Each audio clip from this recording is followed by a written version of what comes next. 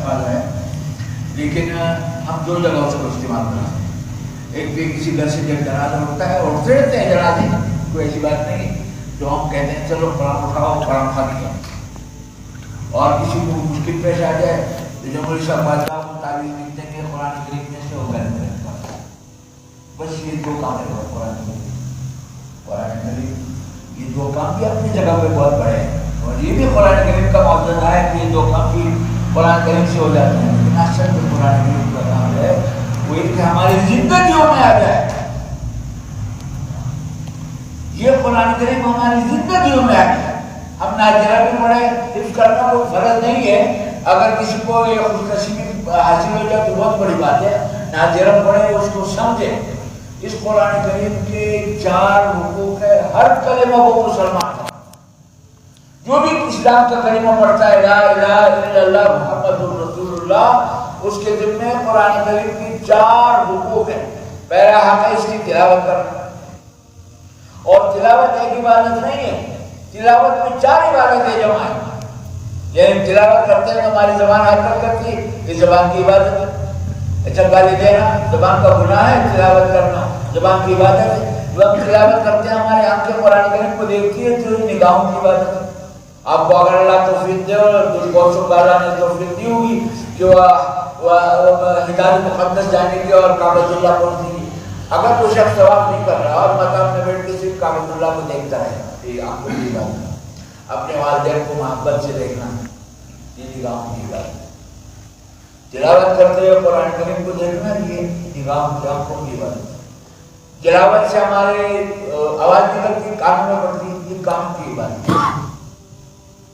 और जब हम तिलावत कर रहे होते हैं ना, तो हम हदीस में आका नामदार सल्लल्लाहु अलैहि वसल्लम के इरशाद है, फरमाया कि जिस तरह लोहे को जंग लगता है, इस तरह दिलों को भी जंग लगता है। जैसे लोहे को अगर जंग लग जाए तो लोहा खराब हो जाता है, काबिल इस्तेमाल नहीं रहता, दिलों को भी जंग लगता है। एक गुनाह आदमी करता है तो एक काला धब्बा लग जाता है, दूसरी गुनाह से दूसरा काला धब्बा लग जाता है। इस तरह गुनाहों की कसरत से दिल काला हो जाता है, कहते दिल सियाह हो गया। और काले होने का मतलब यह है कि ऐसे शख्स के कदम पे नेकी की तरफ नहीं उठते, गुनाह की तरफ। उसको मजा लज्जत उसको गुनाह में मिलती है, नमाज में नहीं मिलती।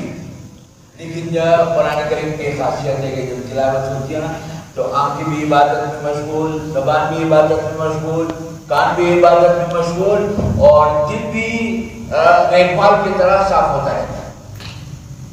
ये तिलावत एक हक है और इसमें 4 इबादतें जमा है।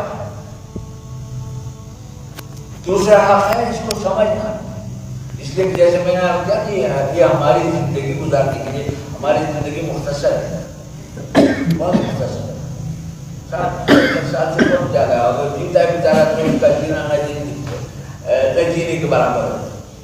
कोई 200 साल नहीं रहते, ये ज्यादा से ज्यादा होगा 200 साल तक जी जाएगा। हमारी जिंदगी मुख्तसर है और हम इस्लाम के अहकाम के मुकल्लफ हो जाते हैं बालिग होने के बाद।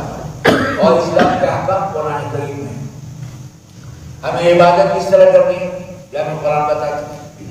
हमें अकीदा क्या रखना है, या हमें कुरान करीम बताते हैं। हमारे मामलात, ट्रांजेक्शन, खरीद फरोख्त, दुकानदारी कैसी होनी चाहिए, यह हमें कुरान बताता है। कुरान करीम में जो सबसे लंबी आयत है वो खरीद और फरोख्त से मुताल्लिक़ है, यानी नमाज से मुताल्लिक़ तो मुख्तसर आयत है अक़ीमुस्सलात, लेकिन खरीद फरोख्त से मुताल्लिक़ इज़ा तदायनतुम बिदैनिन इला अजलिन फक्तबूह पूरा सफ़ाई का आयत है। खरीद फरोख्त किस तरह करनी है हमें कुरान बताता है। मुआशरत यानी अपने घर में बच्चों के साथ, बड़ों के साथ, पास पड़ोस के लोगों के साथ, आम इंसानों के साथ, जानवरों के साथ किस तरह रहना सहना है, क्या शुरू करना है, एक मुआशरत, ये हमें कुरान बताता है। और हमें अपने दिल की दुनिया कैसे बनानी चाहिए। एक शख्स वो है कि जिसके दिल में तवाज़ु है, आजिज़ी है, खाकसारी है, हमदर्दी है, रहमदिली है, खुदा का खौफ है। एक दिल वो है, और एक दिल वो जिसमें घमंड है, तकब्बुर है, गुरूर है, हसद है, बुग़्ज़ है।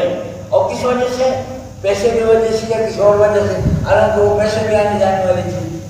तो हसद का दिल में होना, तकब्बुर का दिल में होना, اتنا ہی برا ہے جیسے خنزیر کا گوشت کھانا۔ جس رب نے اپنی کتاب میں خنزیر کی گوشت کھانے کو حرام کہا ہے، اسی رب نے اس کتاب میں حسد اور بغض اور اس طرح کی چیزوں کو بھی حرام کہا۔ یہ ہمارے دل کی دنیا کیسی بننی چاہیے کہ